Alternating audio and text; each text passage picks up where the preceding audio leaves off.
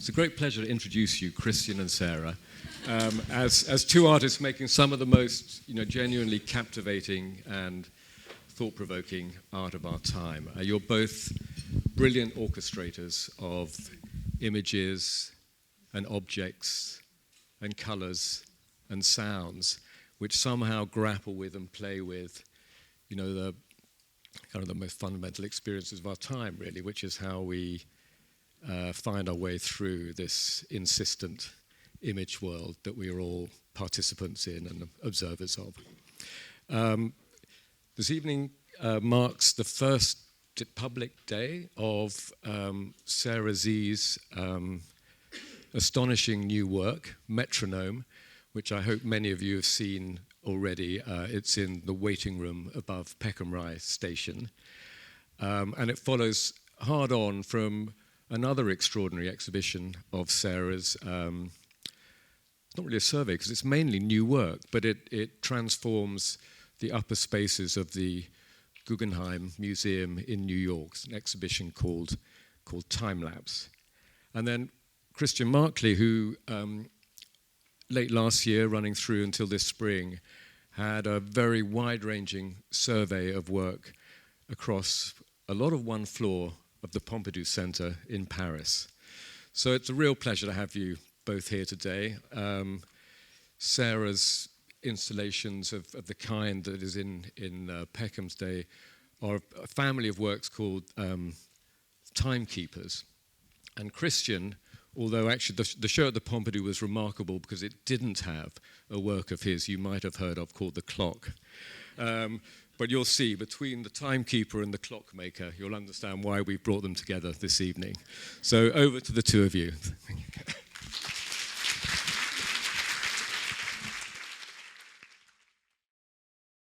Hello. Good evening. Thanks, James. Your turntable here. Yeah, this is very odd, but it's they designed it in our honor. We both use turntables differently, but I thank you, Sarah, for inviting me to ask you a question or have a conversation.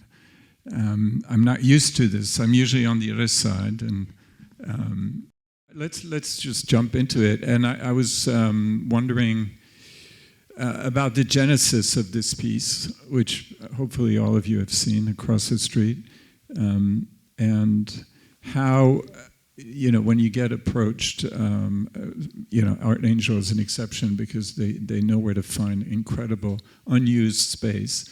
How did you arrive to this space, and what are the kind of criteria that you have to start investing a space with your work?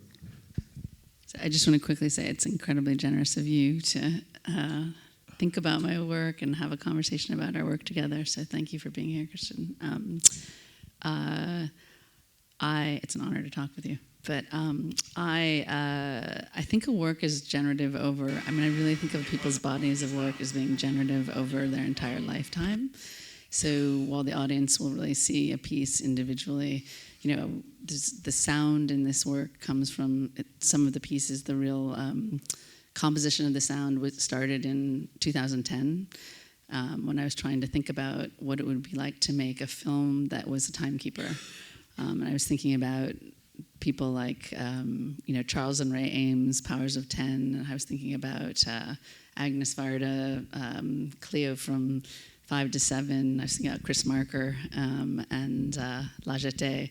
And it actually had a totally different content to it, but just the sound survived. So, even that thread had already been evolving. It started wanting to make a film. Yeah, this is in 2010. So that was really the only leftover. The leading to the content that's actually, the video content that's in the, sort of what is a kind of red as an orb, but there's actually nothing round in the orb that when you come in. That video content was made 2 weeks ago.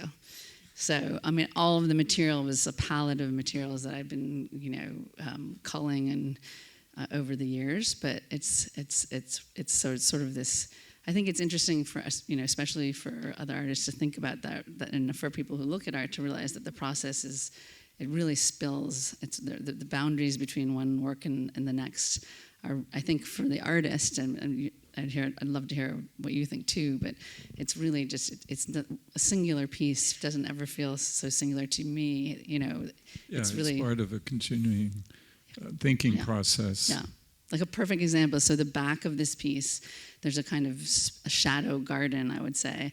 And it was something that I had discovered doing the Guggenheim show. And these two shows were put together at this incredible rate because they were piled up because of COVID and other logistical reasons. And it happened in the Guggenheim installation where there was a video moving across a plant that I had made by hand, and it created this landscape appeared on the wall.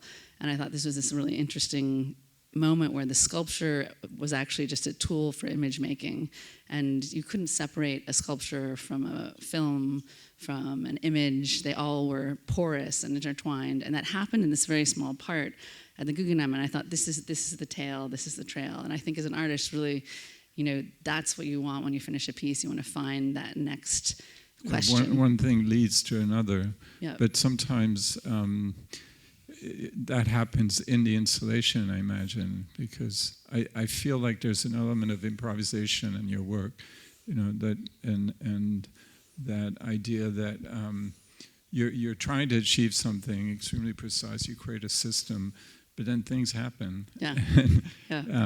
And then one thing leads to another, and it might lead to another installation, or just as you're working, what you had in your head becomes something else. I mean, has that happened here? And once you're in the space and start playing, because I mean, it feels very live. It feels like you have just left the room. There's still like the tools are there, the water bottles. Right. Right. I mean, I was thinking about this with your work. I'm absolutely the case. And I was thinking about this with your work as you were just telling me that you had, this piece I remember of yours where you had a group of people. They start by just sort of scratching the record, and then they start bending the record and bouncing the record, and then by the end they're all smashed at the end. And that you had redone that recently as a performance. And I was thinking, this is an interesting crossover in our work where. Where's the performer? What's the archive, or what's the leftover of a piece, and giving the viewer the imagination of making the work. So a lot of one of the most common questions that I get is, how long did it take to make this, and what happens afterwards? And so just that idea that you can imagine a piece being a live thing that actually has a birth and has a death and also has to be cared for while it is alive, and then that when you're seeing it, you're in this moment, and that kind of heightened moment, I think is something also that, the idea of the performative and the absence of the performative is actually something that I really love in your work and think about. Well, that's why I'm thinking of improvisation, about the ephemeral. In music, it's a natural thing, but when you make sculpture, when we think of sculpture, we think of something heavy and solid that it's going to last forever, longer than painting or any other form. Yeah. And your work transcends that. It becomes sort of in the moment. It feels live. That's what I was saying. It's like you're in a performance because people are moving around. There's 100 different perspectives. There's not one way to look at the work, and it's always changing. There are loops, but there's several loops, and they're not in sync. Therefore, their relationship keeps shifting. And so I'm curious about that connection to the ephemeral and the live, and of course maybe a question that, you just brought it up, that everybody has on their mind. It's like, what happens after? Because it is ephemeral, yet some museums do collect it, and maybe that's a boring question for you, but I'm kind of very curious about how does one preserves and collect that kind of stuff. Yeah, every question I'm like, I have 17 answers I want to tell you. But I think I think that idea that you feel like it'll never happen again, and obviously it will never happen again. And this site is so ripe for that idea, but it will travel. So the piece will travel to Torino to a train station, will travel to Aros to a museum, and will be put back together. But it will be totally different, And because it's really in some ways it's a projector to the architecture. It can go into a very large space and the images just grow. So it colonizes any architecture or highlights any architecture it goes into. So this idea that it is a tool for image making can actually, can be owned in any space. So, but the one thing I was going to say about ephemerality is, as you know, the most ephemeral thing in the work is the technology. People think it's the paper, or people think it's, the coffee cup, but the technology is outdated the minute we put it in our work. I know, it's amazing how quickly it ages. Yeah.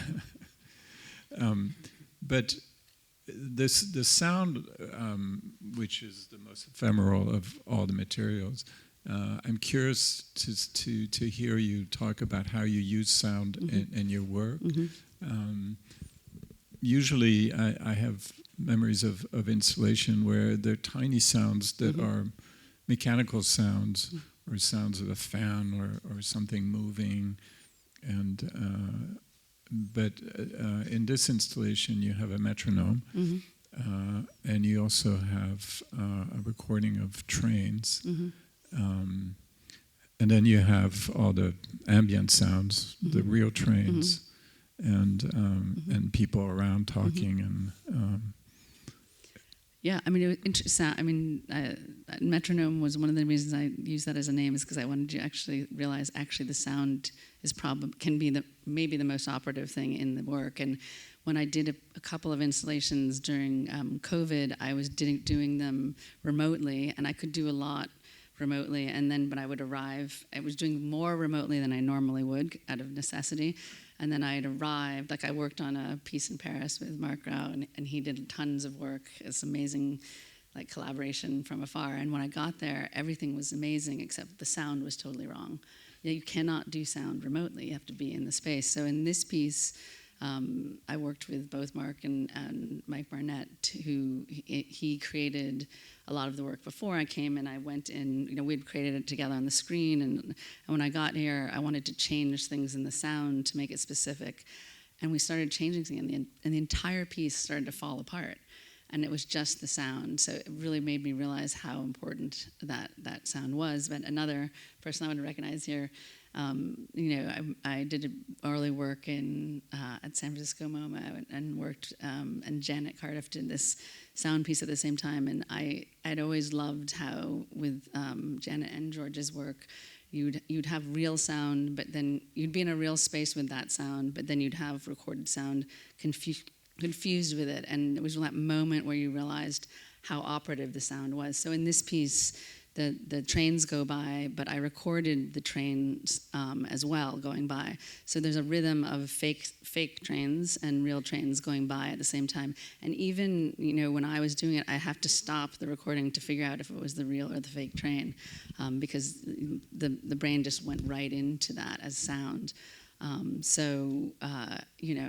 as Jen and George know, sound I think is actually one of the most operative senses we have to bring us into, I think, an interior space.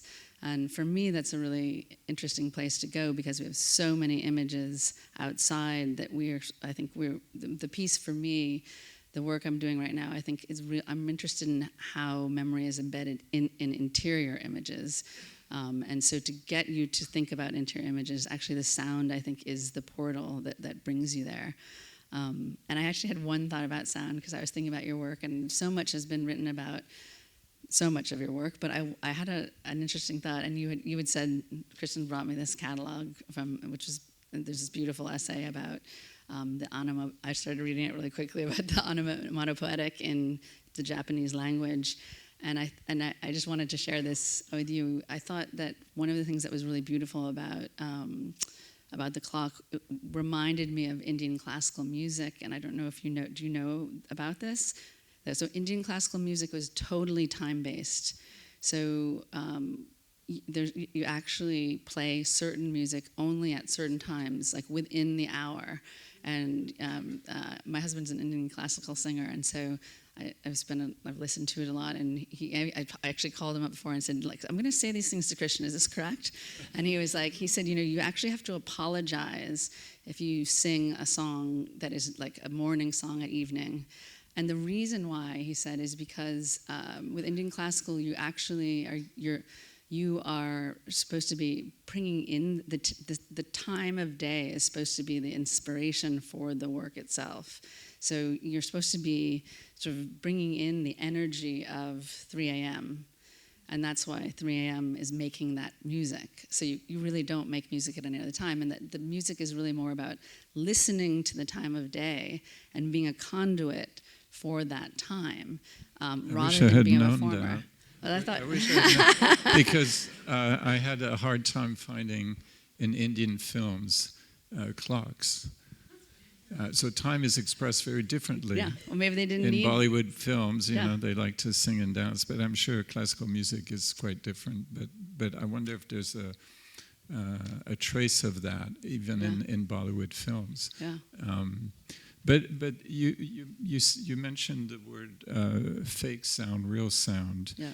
And I'm curious about that, because I think of your work as very direct and honest, like, you know, a turntable spins and the projector's on it, and you see how it works. There's a fan, there's a piece of tape holding something. It's not about illusions. It's about the real world and all these objects. Yeah. Maybe less here because we're more in the dark, and that piece seems to deal more with projections, with light, than with mechanical and objects. But I was curious about that. I mean, because I read somewhere that you had sometimes used functional objects, but purely sort of decorative, or you used that term, and you were really interested in architecture, between the difference between a structure that serves a function and the decorative, and how within an installation like that, when you install it, you know, I mean, artists make 1,000 decisions a minute, and is that part of the thinking process? And how do you feel about the fake and the real? So, you know, for me, I remember when I was doing sculpture, people said, "Oh, they're showers and they're hiders." So you know, every piece of technology in this, if you want to count how many, you know, how many plugs there are, how many cameras there are, you know, how many lights there are. There's nothing hidden. So, and I think of a camera as being an object, as being part of the sculpture, and that's an important idea to me. Even the fact that the sculpture really itself is really a scaffolding, that the structure itself is the piece. And the paper is just being held up, but the majority of what is sculptural would normally thought of substructure. I think those are interesting ideas for me. Even like that, on the floor you have like the spill, like you know, it's not a you know, if you want to find out how an image is being caught, in like a hand is being caught by a piece of paper, the floor will have the spill of that image across the floor. So sort of every time you slip into the magic that I'm looking at, let's say, you know, I'm looking at a fire burning, and it kind of digitizes out. That is broken in your head. You know, the ease of becoming, you know, of losing what you're looking at. What you're really just looking at is reminded. So like the paper is torn. So if you don't, it reads like paper. So it reads like a screen. So it reads like paper instead of a screen, because you're not like thinking like, are we thinking what's this screen made out of? You know, like an honesty in, you know, something. Or a dishonesty too, right? So there's like one of the images has like I got a hand doing a card, there's a card trick. There's a coin trick is one of them, to like remind you, this is all, light and mirrors. The shadow garden is like, it's the oldest way that films were made. Maybe you could argue it's like Hawaiian puppetry. But you're showing the strings, you're showing the mechanism, yeah. you're showing, I mean, even though we're in this kind of dream world in a way, it's all about the machines that and the type of images. I mean, the thing that I like is the scale of the images from really big to tiny cell phone size. And when I was just before coming here, I stopped to see people interacting with the work, and a lot of people were taking pictures or filming, and it was sort of a mise en abîme of the, there they were, your beautiful installation, which is very photogenic, by the way, was reproduced on their phone, and I could see, this, they were activating the space in a way, and moving around. They become performers. Then the shadows become the part of the piece, or you see someone where it comes across their shirt, and you important. have to, and I don't know if it's my age, but I was very often blinded by the lights, and so yet there's this struggle also, and so you're really moving in relationship to these light beams, and so you're an active viewer. You're not passive, or you know that you have to spend time there, and you can come back and have a different experience, as opposed to, when you look at a painting, you decide, where to stand, and you stand there for a few minutes, and you walk away. There isn't that performative aspect. It's not that you ask them to perform; you want them to discover and to go through this environment, this garden, and find things on their own. Yeah, I think that's really that the idea was that there would be kind of a Russian dolling of discovery. So you go up the stairs and you discover, and you think you've sort of discovered whatever images you're sort of discovered, but right until you've discovered. So there's a kind of this was a real challenge for me, because I felt like this was a kind of pilgrimage piece. It's a destination piece. Like the Guggenheim, 90% of the people who go there just go anyways. Doesn't even matter who's going, right? And they all know it's there, right? So it's the complete opposite. So here you're going to this unbelievable hidden space that you have no idea what to expect. And so when you walk in, there's this reveal. But then I thought there has to be all these layers of reveal, and so that's why I came up with the back, so that there's an entire world back there. I thought that was I thought it was only a frontal piece, but the hardest thing was actually the editing, and I love that you like that, because it's we were talking about this, that the pieces, I just finished it, so it's so close to my face that I don't even know if it works or not. But one thing that I did do that I'd never done before was to have these images that fill. So this right now, what's up is a kind of idea, a series of images where there's little loops in every single screen, and that I always called that. It had a name called "Things Caused to Happen," and so "Things Caused to Happen" we always knew would be like the main part of the work, but then how to sort of make an experience where you wanted to see change, but you wanted to see repetition. So it ended up doing a kind of thing where "Things Caused to Happen" almost works like a chorus, or like like a verse. That so you have that repetition, that sort of that base to come back to. And I think when "Things Caused to Happen" is most people find one image and they choose. It's almost like and then it becomes almost like a memory game with cards, where when it comes back on, you say, "Oh, I got to see the pot of fire, but I didn't see the gnocchi being cut, so I'm going to move to the gnocchi being cut." And so there's a kind of, you gain familiarity, and there's a desire. I think that's also, again, a really interesting connection for me to your work is, this sort of cut, or this shift, or the shuffle of information, and where the reception of it, you gain your footing, and then you have to move again, and then you gain your footing and you have to put again. Like even like your records, where they're so beautifully cut and then placed into each other, but then, it creates this, like, complete sense of one location and then a entirely, entire thrown into entirely different space, and then a desire to go back, and then so the reception is always one of teetering, of one of sort of being in between, being in the cut, or being in being in the sample. But one thing about the use of video is that when we enter any of your installation that has moving parts or video projection, we never think, oh, I just arrived too late. Maybe is it the beginning of the loop? Is it the end?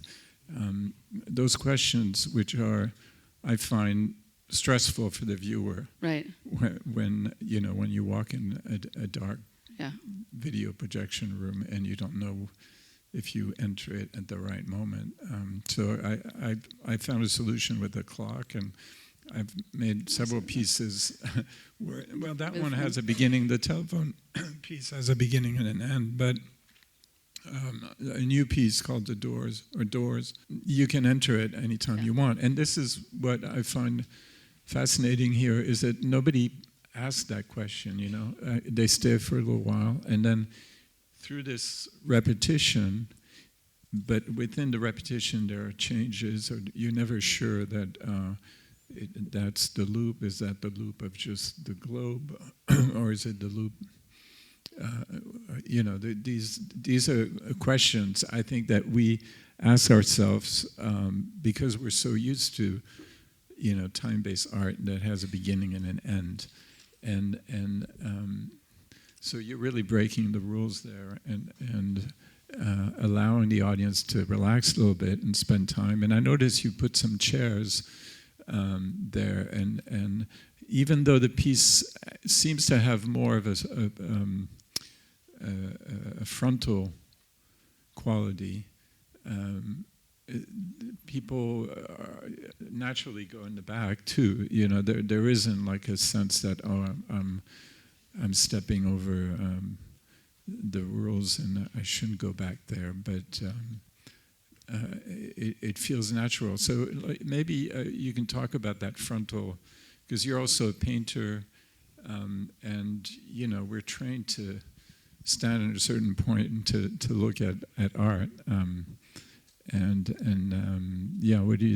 do you feel about that?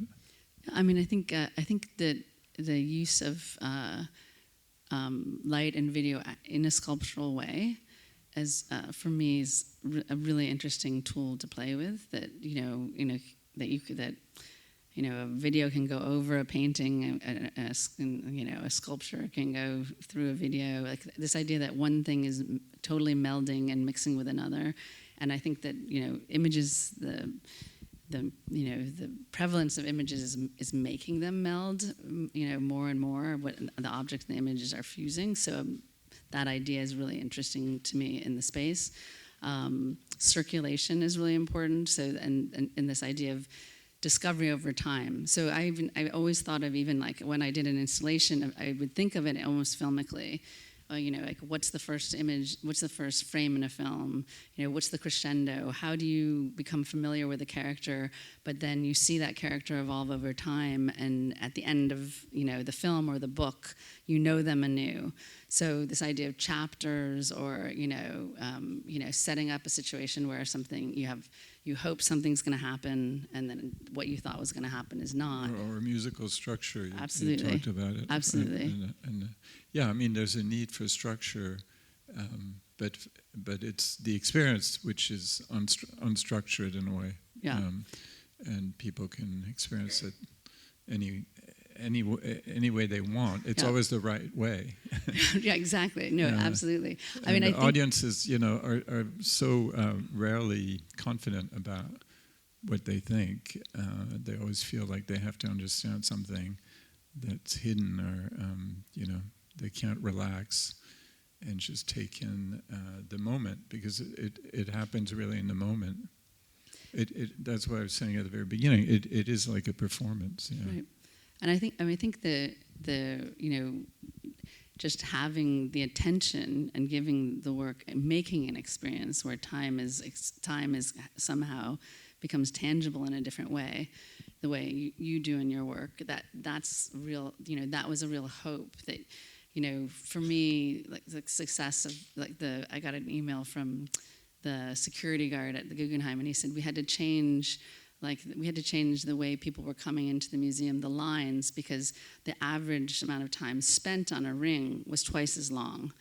So to me, that's, and that could be someone who hated the show, but just to have that, to take that time to, to spend with the work. So what you were saying about like coming into this and not needing to know when the beginning or the end was, that for me, that was a huge goal, to figure out how you could do that, how you could want more and not want to leave, and not know when to leave, not care about when you entered, and that just happened in different ways. It's really interesting because like people are seeing it flattened. Things that are flattened, I realized when you see it in 3 dimensions, you can't see, and things that you see in 3 dimensions, your eye can't perceive.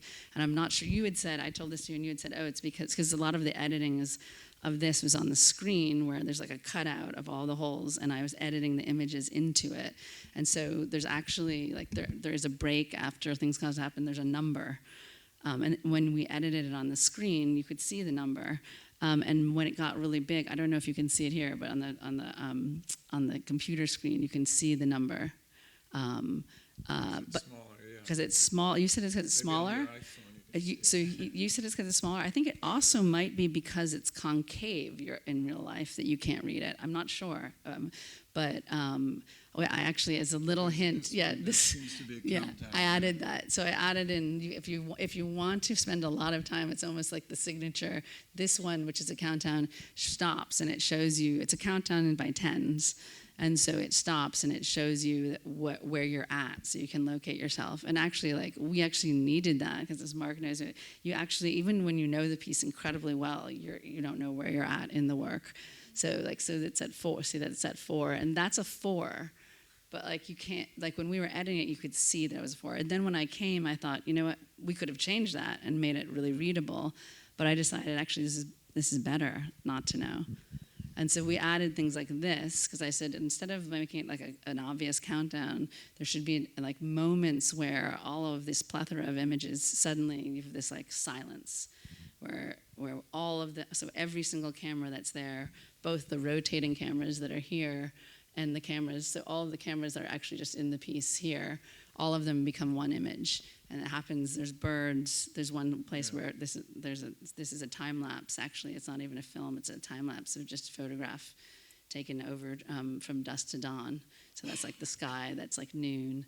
And then, as you said about sort of showing the material, I wanted the every edit to sort of be a kind of the image is dying, and it shows the digital as material.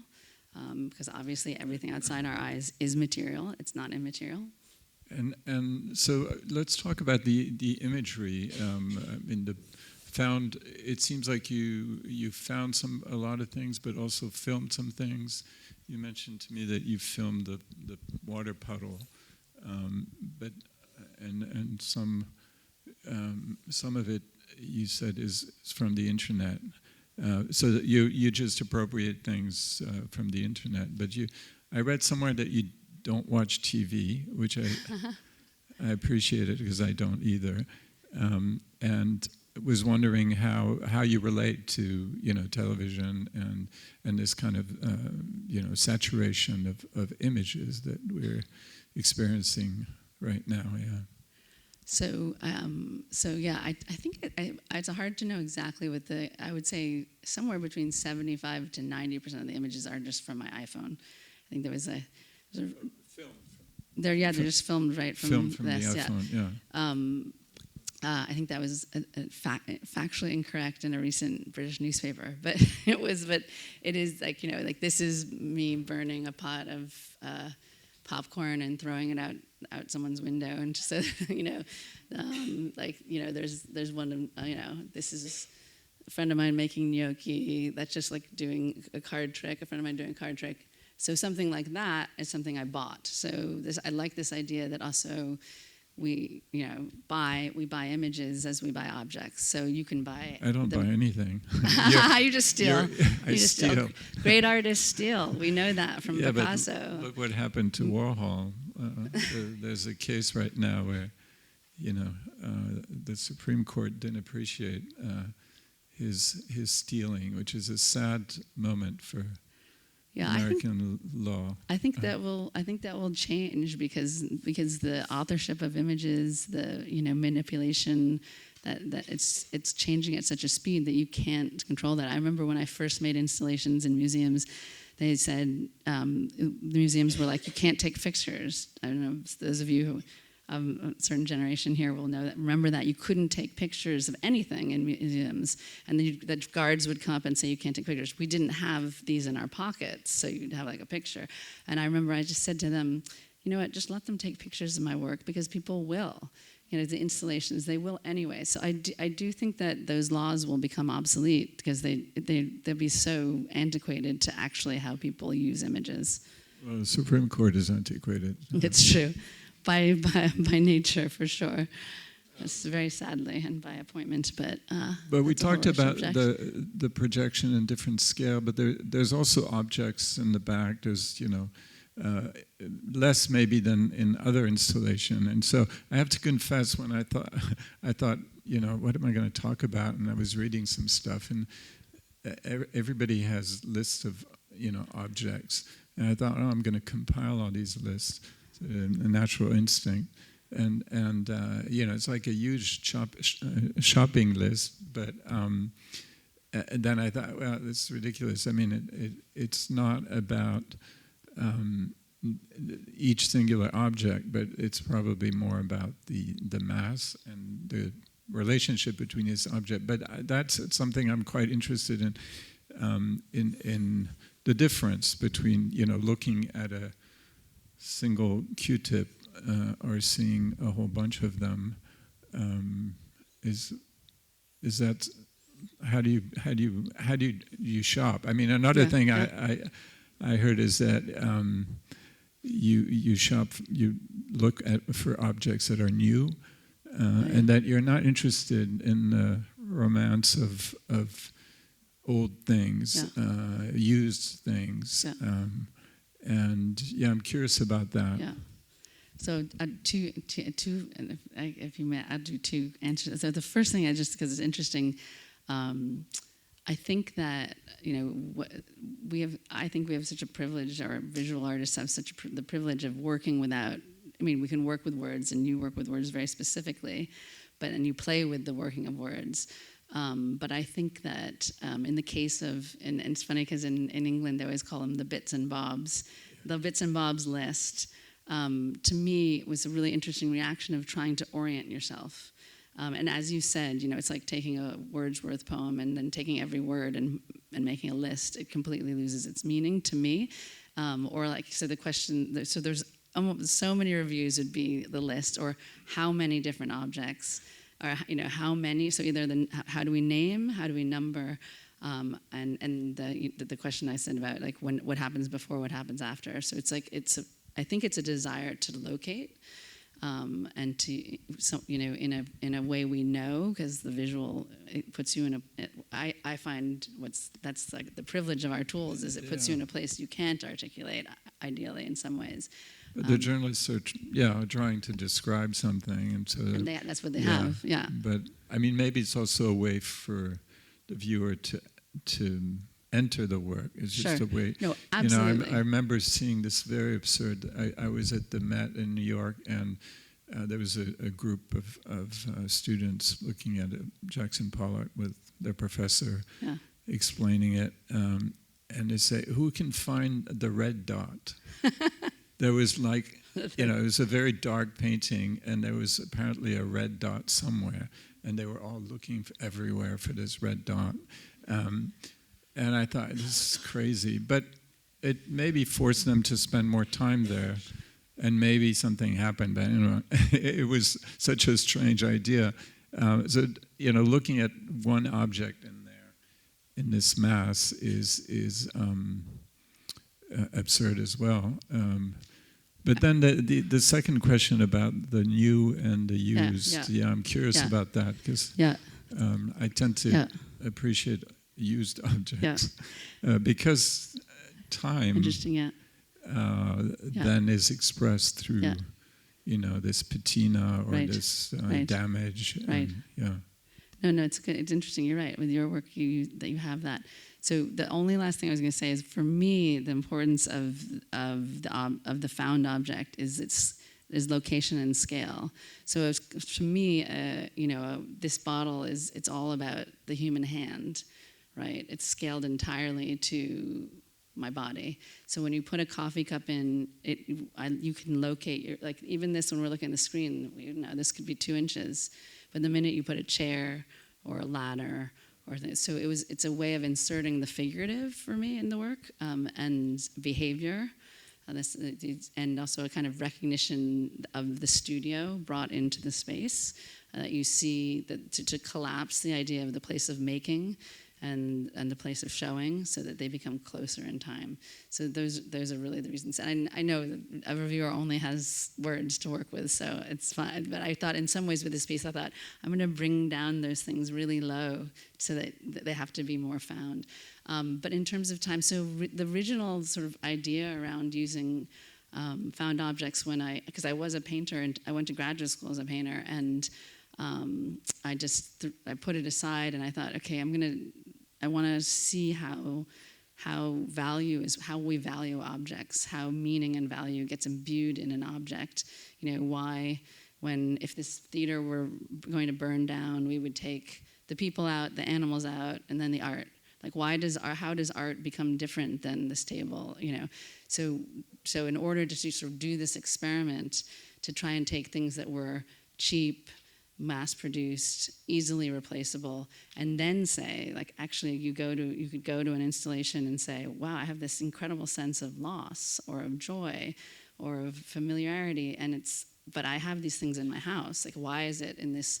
What is this particular configuration or the situation that is creating this relationship with the viewer? And I think for me also that was a really filmic idea, which was that the edit was the meaning between 2 screens, or that the edit was where, and it's a writing idea, it's a music idea, that's where the meaning is. And anytime you have, any palette of notes or words, it's all about the arrangement, right? It's all about what your choice between 2 things.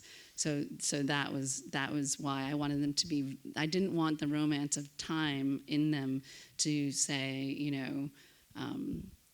an artist who, I just thought of, an artist who uses that really strongly, to use John F. Kennedy's chair, like that. I didn't want it to be about that. I wanted it to be this is the most useless, most unimportant. I mean, not useless, because I wanted also, again, it's design. It's a pen is an amazing thing, right? It's this beautiful object. It is perfect. It couldn't be more perfect, and it will, a pencil will never really change. So to say, to take the commonplace, and I think make these shifts, really quick shifts between the absolute mundane to something that might be sublime. So that's also in the choice of imagery, right? That that's obviously one of the most spectacular images any human being will ever experience is a volcano, and versus.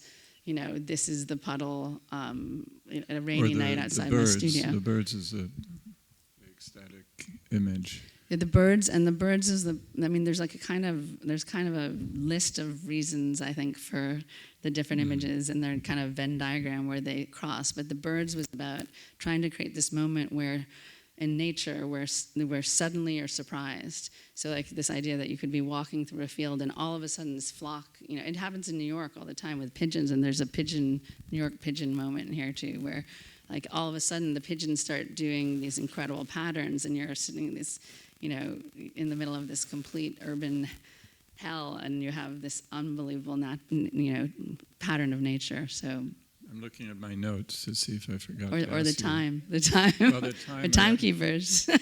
We're good. The ephemeral. We talked briefly about it, but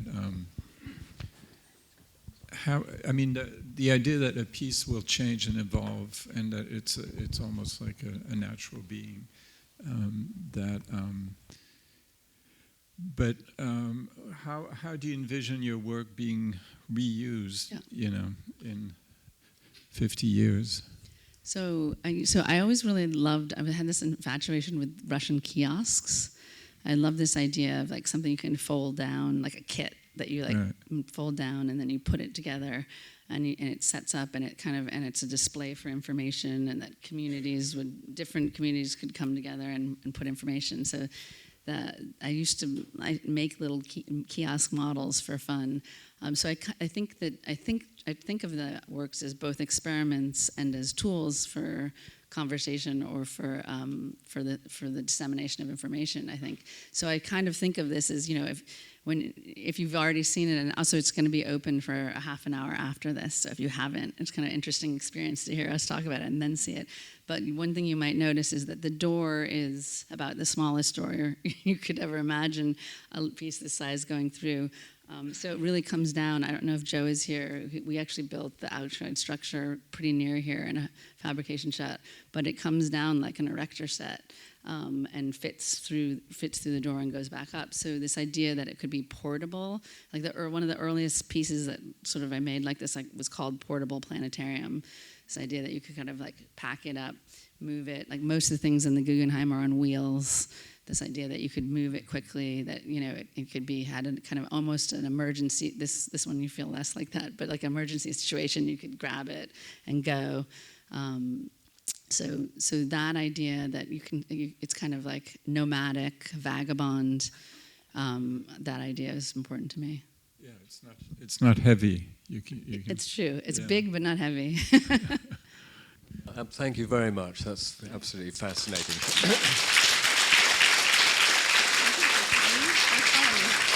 Thank you.